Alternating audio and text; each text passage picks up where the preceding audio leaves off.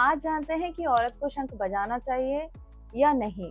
शंख औरत को क्यों नहीं बजाना चाहिए ये भी जानते हैं। ये सवाल केवल परंपरा, समाज और धर्म शास्त्र से जुड़ा नहीं, बल्कि इसके पीछे कई मान्यताएं, कथाएं और व्यवहारिक कारण भी हैं। तो मैं आज आपको पूरी तरीके से डिटेल में बताऊंगी कि क्या सच है, कहाँ पे क्या क्या लिखा हुआ है, इसके पीछे क्या कथा और कारण है। प्राचीन मान्यता और कथा समझते हैं पहले। शंख समुद्र मंथन से उत्पन्न हुआ था और यह भगवान विष्णु के 5 आयुधों शस्त्रों में से एक है। इसे अत्यंत पवित्र और ऊर्जा संचारक माना गया है। एक लोक कथा के अनुसार माता लक्ष्मी ने स्वयं शंख को भगवान विष्णु को समर्पित किया और तभी से इसे देवीय शक्ति का प्रतीक माना गया। ऐसे में यह भी माना जाता है कि यह शक्ति का प्रतीक जो माता लक्ष्मी ने विष्णु भगवान को दिया, इसे देवीय शक्ति का प्रतीक माना गया। आध्यात्मिक और तांत्रिक कारण समझते हैं। शंख की ध्वनि में विशेष प्रकार की कंपन और ऊर्जा होती है जो नकारात्मक शक्तियों को नष्ट करती है। लेकिन कुछ परंपराओं में माना जाता है कि ये गर्भवती स्त्रियों या रस वाला स्त्रियों को नहीं बजाना चाहिए। तांत्रिक परंपराओं में शंख बजाना एक यज्ञ क्रिया मानी जाती है और इसे विशुद्ध ब्रह्मचर्य, संयम और उच्च ऊर्जा की स्थिति में किया जाना चाहिए। इसीलिए स्त्री को शंख वादन से वर्जित किया गया है। ये मानकर है कि उनकी चंद्र आधार ऊर्जा होती है और पुरुषों की सूर्य आधार ऊर्जा होती है। तो बस ये एक मिथ्य बना के लोगों ने सामने रख दिया है। और सबसे बड़ी बात, ये मनुष्य का शरीर है, स्त्री हो या पुरुष हो, दोनों के अंदर दोनों एलिमेंट मौजूद होते हैं। इसीलिए वो मैटर नहीं करता। ये बस एक दिमाग की कथा है और कुछ नहीं। पंडित और परंपराओं के दृष्टिकोण में इसको क्या बनाया, मंदिरों में शंख वादन पूजा की विधि का हिस्सा होता है। कुछ पुरोहितों का मानना है कि स्त्री के द्वारा शंख बजाने से पूजा की शक्ति भंग हो सकती है, जो पूरी तरह प्रमाणित नहीं है पर परंपरा के रूप में माना गया है। मतलब सोचने वाली बात है, खुद सोचो इसे दिमाग से। कुछ ब्राह्मणों और पुराणों के धारणाओं में यह भी लिखा है कि अगर स्त्री शंख बजाती है तो वास्तु दोष या पितृ दोष उत्पन्न हो सकता है। हालांकि इसका कोई भी कहीं भी किसी भी प्रकार का तथ्य नहीं है। ये बस एक दिमाग की उपज है। आप ही जैसे इंसान के दिमाग में ये बात आई और उसने ये लिख दिया और हम उसको आंख बंद करके फॉलो कर रहे हैं। अब सत्य को जानते हैं कि क्या है। क्या सच में महिलाओं को शंख नहीं बजाना चाहिए? नहीं, ऐसा कोई शास्त्रीय निषेध स्पष्ट रूप से नहीं है जो कहता हो कि स्त्रियां शंख नहीं बजा सकती। वास्तव में कई स्त्रियां दक्षिण भारत, बंगाल और नेपाल की परंपराओं में पूजा के समय शंख तो वो जरूर ही बजाती हैं। वैज्ञानिक रूप से इसकी बात करें तो शंख बजाने से फेफड़े मजबूत होते हैं, हृदय गति नियंत्रित होती है और मस्तिष्क को ऊर्जा मिलती है। स्त्री या पुरुष दोनों के लिए लाभकारी है क्योंकि शरीर दोनों का समान ही भगवान ने बनाया है। इसमें कोई भेद नहीं है। बस हाँ, ये जरूरी है कि आप स्त्री हो तो जब आप गर्भवती होती हो, चाहे रसवाला होती हो, तब उसके बाद आपकी एनर्जी डाउन होती है। शंख बजाना स्त्रियों के लिए वर्जित नहीं है। यह है केवल कुछ क्षत्रिय परंपराओं और सामाजिक मान्यताओं का हिस्सा है, बस और कुछ नहीं।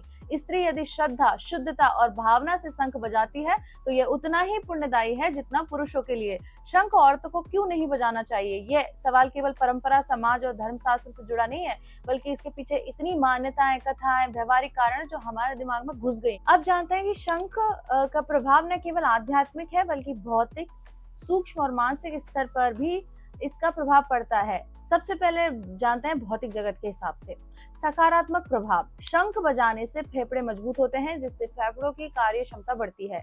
यह हृदय गति को संतुलित करता है और मस्तिष्क में ऑक्सीजन सप्लाई बढ़ाता है। उसके बाद वातावरण में कंपन उत्पन्न करता है जिससे कई बैक्टीरिया और नकारात्मक सूक्ष्म कीटाणु नष्ट होते हैं। शंख को कब नहीं बजाना चाहिए? गर्भवती स्त्री अगर बहुत जोर से शंख बजाए तो यह बच्चे की श्रवण प्रणाली पर असर डालता है, विशेषकर 3 से 6 महीने की गर्भावस्था। इसमें यह भी बताया गया है कि 3 से यदि 6 महीना उसको गर्भ लिए हो गया है तब नहीं बजाना चाहिए, उससे पहले बजा सकते। उच्च रक्तचाप वाले व्यक्ति को ज्यादा समय तक जोर से शंख बजाना उचित नहीं माना गया है। अब इसको आध्यात्मिक दृष्टिकोण से समझते कि क्या सकारात्मक प्रभाव पड़ता है। शंख की ध्वनि को वेदों में ओम की ध्वनि का भौतिक रूप कहा गया है। इससे नकारात्मक ऊर्जा, भय, मोह, भूत प्रेत बाधा दूर होते हैं। पूजा पाठ में शंख बजाने से ईश्वर की ऊर्जा का आह्वान होता है और स्थान पवित्र होता है। कुछ परंपराओं में यह भी माना गया है कि स्त्रियां रसोलावस्था में शंख न बजाए क्योंकि उनकी ऊर्जा अस्थिर होती है, जिससे पूजा की एकाग्रता बाधित हो सकती है और उस स्त्री को शरीर में थोड़ा कष्ट पहुंच सकता है।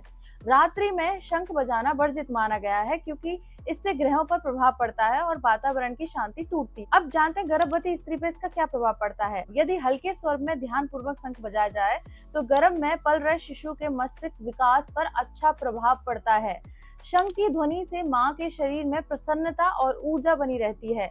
तो सावधानी क्या रखनी है, जोर से लंबे समय तक या झटके से शंख बजाना गर्भ के शिशु के कानों पर दबाव डाल सकता है। इसलिए गर्भवती स्त्रियों को शंख बजाने की अनुमति होनी चाहिए, लेकिन धीरे और सीमित समय के लिए। अगर भक्ति आत्मा से हो, श्रद्धा शुद्ध हो और कार्य ईश्वर को समर्पित हो, तो वह कभी भी पाप या दोष नहीं हो सकता। शास्त्र क्या कहते हैं? क्या स्त्री को शंख बजाने से रोका गया है? उत्तर है इसका नहीं। किसी वेद, उपनिषद, भगवत गीता या प्रमुख स्मृति ग्रंथों में यह स्पष्ट वर्णना नहीं है कि स्त्री को शंख नहीं बजाना चाहिए। इसीलिए किसी साधु संत ने कह दिया है या किसी रील में देख लिया है तो उसे अज्ञानतावश किसी पे थोपे ना। शंख का उल्लेख है विष्णु पुराण, हरिवंश पुराण और शिव पुराण में शंख को पवित्र, देवी और शुभ माना गया है। शंखनी स्त्री शंख और शंख पुरुष शंख के भेद की चर्चा है, लेकिन शंख बजाने पर स्त्रियों को रोकने वाली कोई वैदिक पंक्ति नहीं लिखी हुई है। यह वर्णना लौकिक परंपरा, लोकचार से आई है, ना कि आध्यात्मिक ज्ञान से। और ये तो लॉजिकल है कि स्त्री क्यों नहीं बजानी चाहिए। हाँ, लेकिन दो रीजन है। वाला टाइम वो डाउन होती है तो उसकी एनर्जी डाउन ही रहती है, तो नहीं बजाना चाहिए। दूसरा, गर्भवती है तो ऑफकोर्स उसमें जो बच्चा है उसमें उतनी क्षमता नहीं है क्योंकि गर्भ में है, तो वो परेशानी दे सकता है। उसमें भी मनाही नहीं है, उसमें है धीरे स्वर में आप बजा सकते हो। तो फिर ये सोच समाज में कैसे आई? यह विचार 3 कारणों से आया है। पुरुष प्रधान व्यवस्था। पहली, जब धर्म पर पुरुष अधिकार स्थापित हुआ तो कई आध्यात्मिक क्रियाओं को पुरुषों तक सीमित कर दिया गया। स्त्रियों की महामारी के समय की ऊर्जा को लेकर गलत फहमियां फैलाई गई। इससे अशुद्ध मान लिया गया, जबकि यह एक शक्तिशाली ऊर्जावान चक्र है। और जब कोई देवत्व को प्राप्त करता है और इस ऊर्जा को महसूस करता है तो वो जानती है कि उसकी क्या पावर है।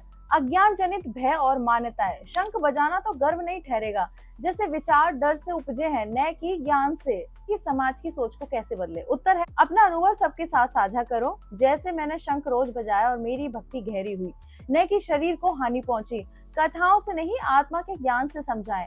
लोगों को प्रेम से बताएं कि अगर माँ दुर्गा स्वयं अपने युद्ध में शंख ध्वनि करती है तो कोई क्यों कहे कि उनकी पुत्री नहीं बजा सकती। शुद्ध आत्मा से किया गया कोई भी कार्य, चाहे वह स्त्री करे या पुरुष, वह न तो दोषपूर्ण होता है न पापपूर्ण, बल्कि वह ईश्वर को प्रिय होता है। आत्मा से की गई भक्ति में न लिंग होता है न सीमा।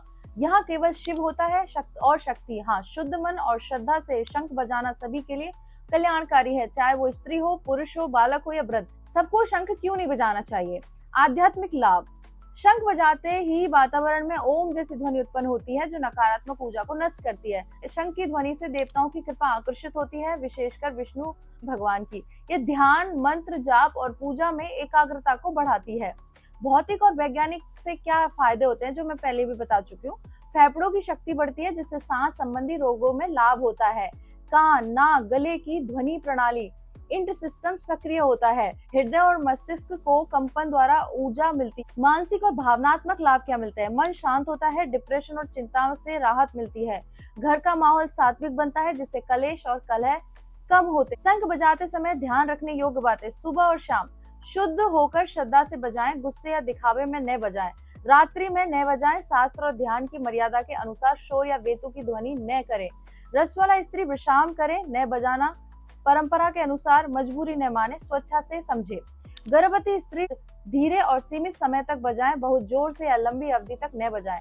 फिर भी प्रश्न उठता है, क्या सबको शंख बजाना चाहिए? अगर आपके भीतर श्रद्धा है, भक्ति है, मन में ईश्वर की उपस्थिति है, तो हाँ, आपको शंख जरूर बजाना चाहिए।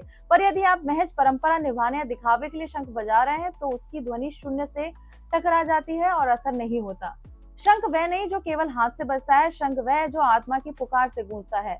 शंख केवल एक वाद्य नहीं है, ये ध्वनि ऊर्जा का यज्ञ है। इसका प्रयोग कब, कैसे, क्यों और किन के लिए आवश्यक है, सीमित है, ये जानना भी अत्यंत आवश्यक है। शंख बजाते समय किस बात का ध्यान रखें? क्या करें?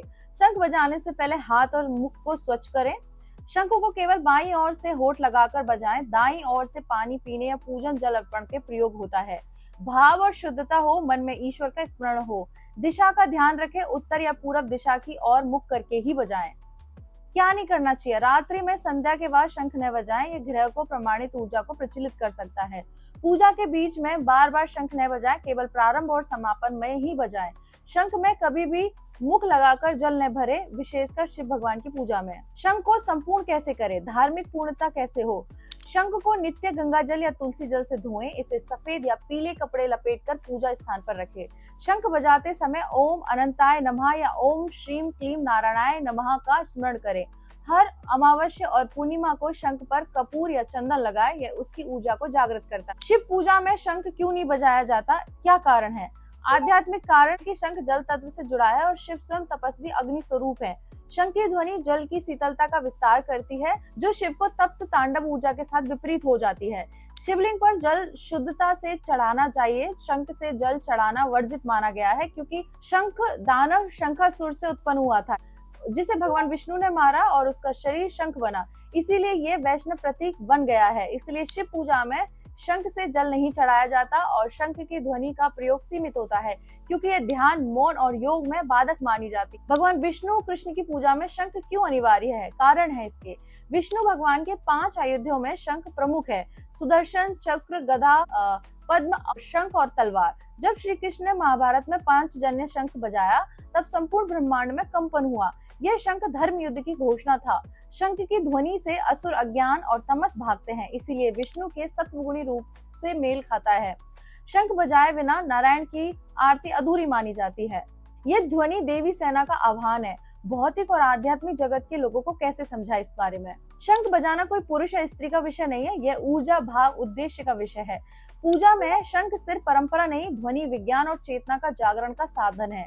जैसे बटन दबाने से पंखा चलता है, वैसे ही शंख से चेतना जागती है। और जिसको यदि चेतना जगानी है, ये शरीर सिर्फ ढांचा है, इसके अंदर सिर्फ चेतना है और वहीं हमें पहुंचना है।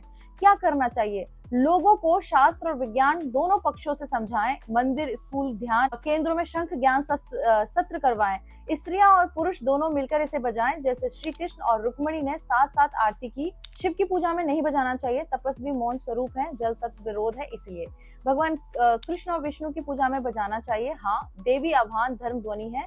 माँ शक्ति दुर्गा की पूजा में भी बजाना चाहिए, बिल्कुल हाँ। राक्षस विनाश और शक्ति संचार होता है।